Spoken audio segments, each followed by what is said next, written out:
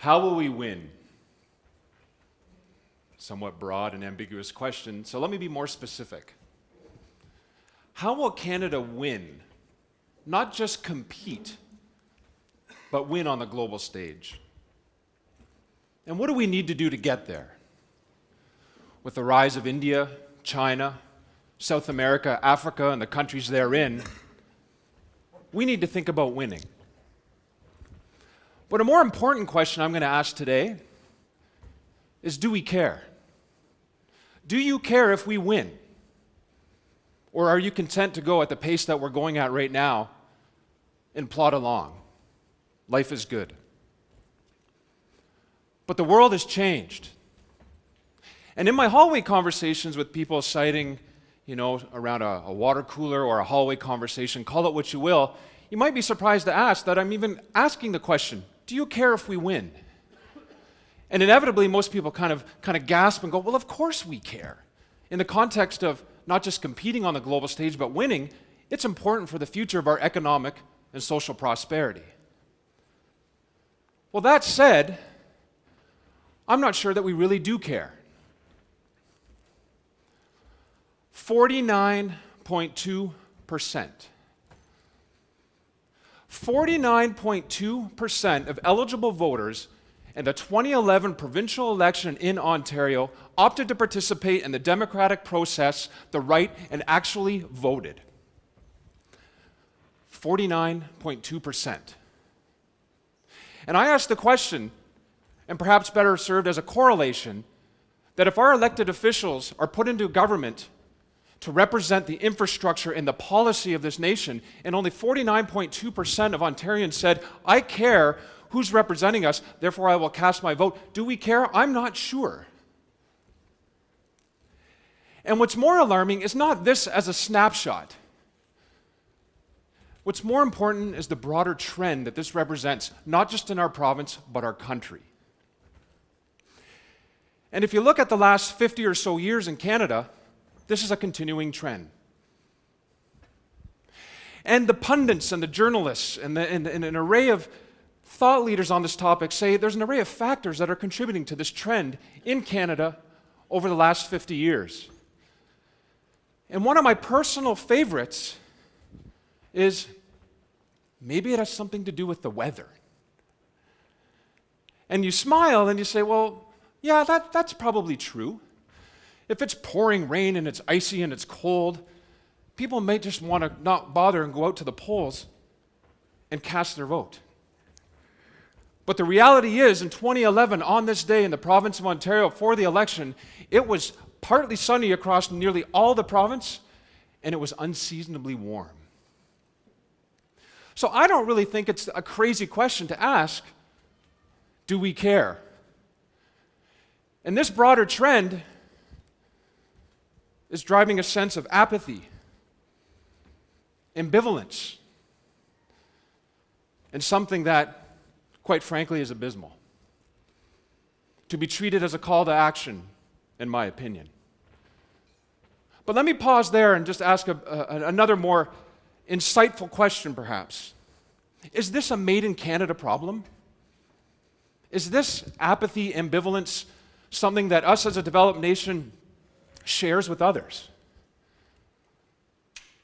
And again, if you draw the correlation of the importance of participating in the democratic process of caring, I wanted to know, are we alone?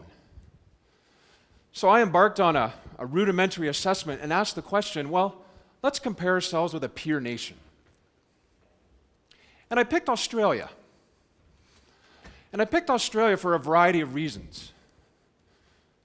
Large country, small population, therefore low population density, similar style of government, relatively stable healthcare and financial institutions, good academic institutions, English speaking. We share a lot of similarities with that nation. And I asked the question, well, do Australians care? Do they care about their future economic and social prosperity to compete on the global stage? Do they care? And the reality is, the measure I use is in the 2010 federal election in the country of Australia, voter turnout was 93.2%. And what's important, again, not just the snapshot, for nearly 100 years, Australians have come out and said, we care because our elected officials represent our interests. They provide the policy and the infrastructure to enable our country to compete, but more importantly, win on the global stage. 93.2%, and that is a consistent trend on the provincial, state, and the federal level. They care, but why? What is so different if I liken them to a peer nation? What is it?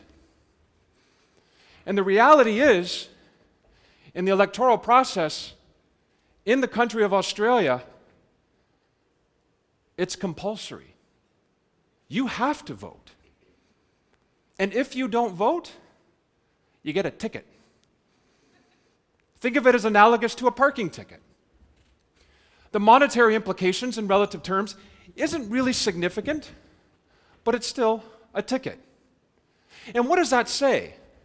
Well, to me, that says nearly 100 years ago, the Australian government said it is so important to engage our civilians in the democratic process that we're going to put a monetary implication surrounding the action of voting. Yes, it is a right. You can go into the ballot booth in Australia, spoil your vote, but at least you're engaged. It has become embedded in part of your social fabric. And I asked the question, well, that's quite interesting. And could that happen in Canada? Could we embed that in our social fabric? Would that work? Someone born today in Australia isn't thinking that, oh my God, I have to vote to avoid the ticket. Someone born today, 18 years from now, it's just entrenched. They're going to do it. They don't debate the fact anymore that is it compulsory, is it not. There are many peer nations to Canada that are developed economies that have compulsory voting. We have tried many mechanisms in our country and it is not working. So maybe this is something to consider. So if you think of compulsory civic engagement among an array of opportunities, it isn't that far-fetched in our country. The reality is we're doing it today. Most high schools, most academic institutions, be they university, high school, or colleges, have a compulsory element before you graduate that you contribute back to your community. Volunteerism. You need to do it. It's a choice, but then again, the choice of graduating is also an option that may not happen if you don't contribute those hours. The corporate community in Canada, for your annual performance review that assesses how well are you doing in your job, many companies have implemented something known as a balanced scorecard. They look at your performance in an array of 4 quadrants. One might be financial and sales, one might be operational efficiency, but one of those quadrants that has historically been there and will continue to be there is something called community engagement. Our corporation and our corporate community, in Canada says it's important for our employees to give volunteer hours, whatever it might be in any shape or form, back to their community.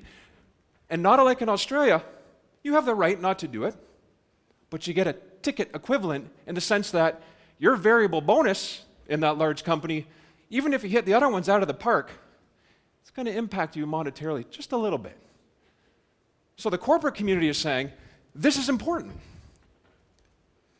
So you extend that even to a true made in Ontario example. The rate of return for beer bottles and liquor bottles in the province of Ontario to the beer store is 94% for a mere nickel or a dime. The financial element is irrelevant. It really is, when you really think about it. But what it's doing is that organization has said it is critically important to the future of our economic and social prosperity as a country to defer stuff going to the landfill that we're going to put just a little incentive in to say, let's do this. Let's have a broader impact. So if I take that analogy and say, okay, compulsory civic engagement, it's going to take on many different forms. But I go back to the question I said at the onset of, well, how will we win? So the democratic engagement process is one really critical, important thing, but what really drives our economy in Canada? What is the major driver of job and wealth creation in our country? What is the one thing, perhaps among others, but what is the one key thing that we need to get right to ensure our sustained economic prosperity? And the reality is, it's entrepreneurship. Believe it or not, entrepreneurship, startups, drive our economy. And as a unique data point, of all new companies started today in Canada, only 4 to 10% of those companies will become high-growth firms. Only 4 to 10% will become high-growth firms, ones that will drive a material number of jobs and wealth for our economy. But what's more important, the top 5% of that cohort will drive 2/3 of the new jobs. We need to ensure that we get that right. And when you bundle that all down, what is the one core thing? What is the one core thing? And there's about 4 or 5. But what is the one core thing that really helped those companies grow? You may be surprised to learn it's mentorship. If you're starting a new company today or you're a small enterprise and want to get to that next level, yes, you may need capital. Yes, you may need access to customers. Yes, you may need access to partners. But the number one thing in repeated surveys in the Canadian startup and entrepreneurship landscape that they need is access to mentorship. So now let's draw the parallel back to the democratic process.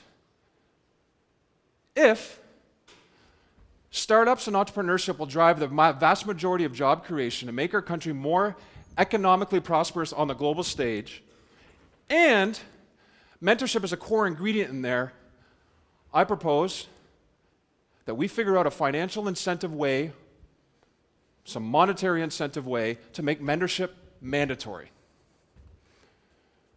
And that could take on a whole array of forms. It doesn't have to be for those mentors potentially who are not suited to be. Fine, there are ways around that. But we could think of creative ways to do that.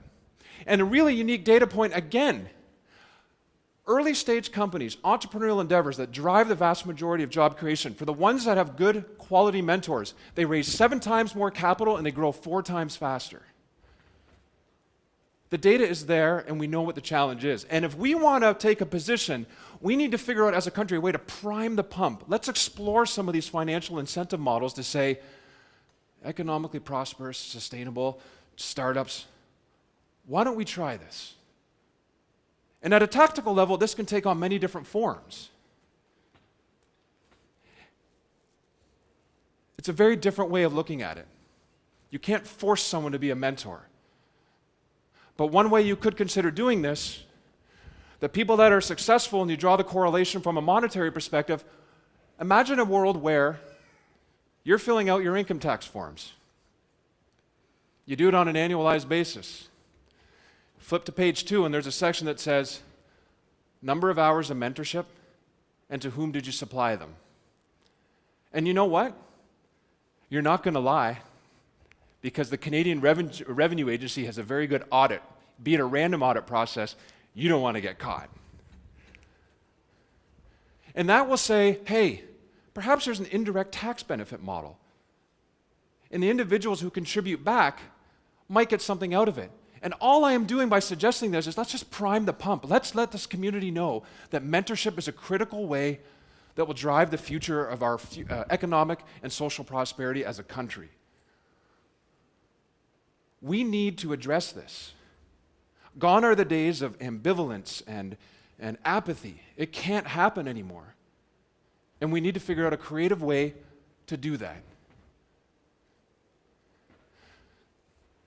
Ladies and gentlemen, I firmly believe this model is how we will win.